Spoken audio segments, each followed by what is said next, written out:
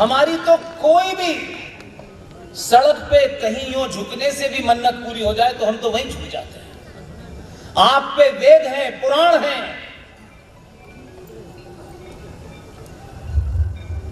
न वेदों को छुआ न पुराणों को पढ़ा। ऐसा इतिहास जो दुनिया में किसी के पास नहीं है। इसलिए आपकी समस्या है कि जिन्हें ये बताना चाहिए था नहीं बताया, इसलिए आप अजमेर में भी जाके सर मार रहे हैं। कहीं मिल जाए आपको, बस पता चल जाए कि मनोकामना पूरी हो जाएगी, आप सर पटक देते हैं और फिर भी नहीं होती। सबरीमला से ये पूरे देश को साबित करना चाहता हूं। और आपके यहां तो महाकाल है। महाकाल किसी ने नाम दिया था क्या? क्यों महाकाल कहते हैं? ये देश में जितने भी ज्योतिर्लिंग हैं ये क्यों हैं? ऐसी किसी का मन चाहा कि चलो वहां एक आसाम में बना दें, चलो बनारस में बना दें। ऐसी किसी का दिल चाह रहा था क्या? ये ऐसी हो गया था। ये जितने भी ज्योतिर्लिंग हैं ये शुद्ध साइंस के ऊपर स्थापित है। बुजुर्गों की मैं नहीं जानता, आज के युवा जानते हैं कि एक रेडियो एक्टिव होती है जो पास होती है धरती के नीचे से। जहां जहां भी हमारे ज्योतिर्लिंग हैं उसके नीचे से रेडियो एक्टिव की वो धारा प्रवाह होती है। उस रेडियो एक्टिव का जो सफर है, उस सफर में डिस्टेंस के हिसाब से उस रेडियो एक्टिव की जो धारा निकलती है, उस एनर्जी को कंट्रोल करने के लिए शिवलिंगों की स्थापना की गई है। और वो उसको कंट्रोल करते हैं और उससे निकलने वाली रेज, उससे निकलने वाली चुंबकीय शक्ति आपके शरीर पे पड़ती है तो उससे आपको एक ऊर्जा मिलती है। इसलिए किसी भी शिवलिंग पर लगातार जल और दूध डाला जाता है ताकि उसकी गर्मी ठंडी रहे। शबरीमला के ऊपर जब हमारी माओं को और बहनों को एक प्राकृतिक परिवर्तन जो हर महीने उनके शरीर में होता है, उस समय ज्यादातर, ये साइंस है, इसको किसी और अंदाज मत सोचिए,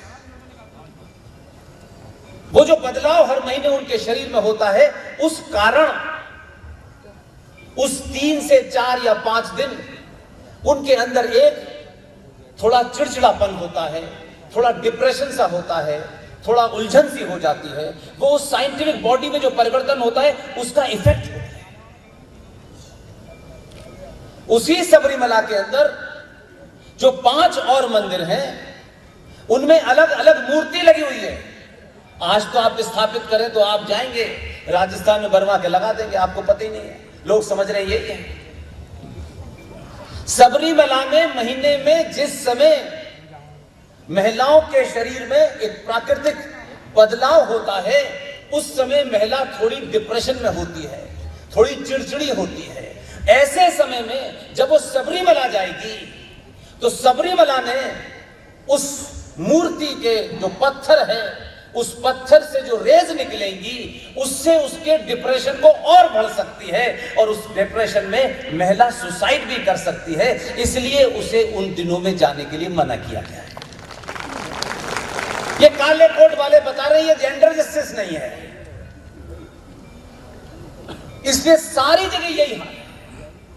आप सिर्फ अपने इतिहास को जान जाएं,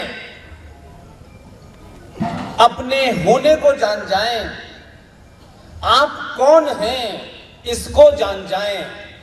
मैं नहीं जानता कि मेरे जीते जी ये होगा, मुझे कोई ऐसी गलतफहमी नहीं है, लेकिन कोई शहर नहीं छोड़ूंगा जिंदा रहते वक्त जहां ये बात न हो। इतना बोल सकता हूं, बोलूंगा कि करोड़ों लोगों को इस मुहिम को आगे चलाने के लिए खड़ा करूंगा। और ये इसलिए नहीं है, मेरा विश्वास है जिस दिन भी आप अपने उस पुरुषार्थ को समझोगे, ये जो ऊंट पे पीठ पे बैठ के आए थे, ये तेजी से वापस वही लौट जाएंगे। आपको पता नहीं, इस देश के इतिहासकारों ने, इस देश की पढ़ाई ने, इस देश के मठों ने, मंदिरों ने जो उनको बात बतानी थी वो नहीं बताई। क्योंकि आजकल तो खबर आती है कि फलाने आश्रम में चेले ने गुरु की हत्या कर दी क्योंकि 5 बीघे में बना हुआ आश्रम तो उसे कब्जा करना है। यह सच है कि नहीं है? जिन आश्रमों से चाणक्यों को पैदा होना था, वहां चाटुकार पैदा हो रहे हैं। क्योंकि मैं, मेरा परिवार, मेरी जाति, मेरे जीते जी सब कुछ मुझे मिल जाए, इस बीमारी से सनातनी ग्रस्त है। बातें हम बड़ी बड़ी करते हैं, बड़े बड़े प्रवचन देते हैं, लेकिन जब आप अपने स्वार्थ के हिसाब से प्रवचन देना तय करते हैं तो फिर बात नहीं बनती है। इसलिए 42,000 मंदिरों का जब संसद में सौदा हो रहा था तो अपने मुंह पे पुती हुई काले को ठेकेदार ये बताएं कि कौन कौन लोग थे जिन्होंने उसकी सहमति दी थी।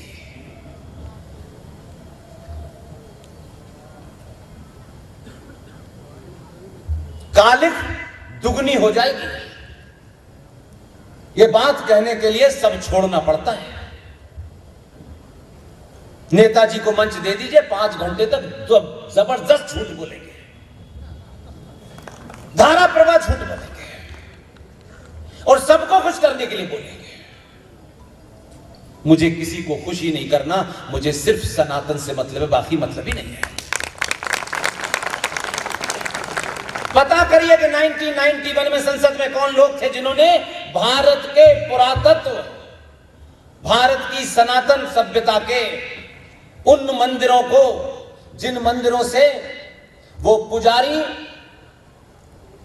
जो हम लोगों ने एक जमाने सुना होगा, मैं भी उसका शिकार रहा हूं।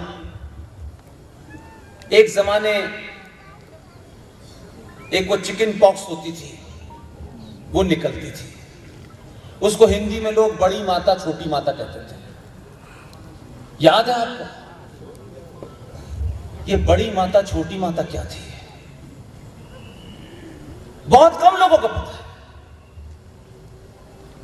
ये बड़ी माता इसलिए कहते थे कि जब ये आए नहीं थे लुटेरे टाई वाले, उस वक्त जब ये चेचक निकलती थी तो वो जो ब्राह्मण बैठा हुआ था एक धोती में, उसके पास जाते थे। और आज भी बहुत सारे मंदिरों का नाम है वो फलानी माता का मंदिर है। ये माता का सिलसिला वहां से है और वो सुई के माध्यम से उस समय इस बीमारी का इलाज करता था, जो बीमारी आज तक नहीं गई है। आपका हर मंदिर का केंद्र एक साइंस की लेबोरेटरी था, लेकिन हमने मंदिर में मूर्ति स्थापित की, लड्डू चढ़ाए गणेश जी को, कभी खाए नहीं बेचारों ने, और चले गए। इसलिए आज सिर्फ इतना ही करना है, अपना रोल तय करें कि मैं ये काम करूंगा और इसको ईमानदारी से 10 लोगों को बताऊंगा। क्योंकि जब दुनिया ये कहती थी कि 21वीं सदी भारत की होगी, तो ज्यादातर भारत के लोग ये कहते थे, ये उनके मन में कुछ ऐसी बात थी कि 21वीं सदी होगी, अच्छा कोई सदी आएगी और भारत को माला माल कर देगी। हमको तब नहीं पता था, लेकिन जिन्हें आज आप लुटेरा कहते हैं, जो यहां से चोरी करके एक एक चीज लेके गए, उन लुटेरों को पता था क्योंकि उन्होंने आपको लूटा था। उन्होंने उस साइंस को डिस्टॉर्ट किया था क्योंकि उनको अपना कद बड़ा करना था। लेकिन सच्चाई कितनी भी छुपाइए बाहर निकलती जरूर है। इसलिए पूरे विश्व ने कहा कि 21वीं सदी भारत की होगी, लेकिन भारतीयों को समझ नहीं आया था कि ये 21वीं सदी भारत की होगी, इसका क्या मतलब है। अब आया समझ में। अभी भी नहीं आया। आया। ये 21वीं सदी इसलिए भारत की होगी कि जो भारत हजारों हजारों साल पहले जिसने विश्व को जीरो दिया, जिसने सूरज से जमीन तक की दूरी नापी, चांद से जमीन तक की दूरी नापी, जिसने पर्यावरण जैसा शब्द नहीं निकाला, जिसको यह पता नहीं था कि ये जो आसमान है ये क्या है, आपको ये सब पता नहीं था, लेकिन वो जानते थे कि जो संचार क्रांति भारत में आई है, ये हजारों इस शहर के गणमान्य लोगों को गुना में मुझ जैसे साधारण इंसान को सुनने के लिए बुला सकती है।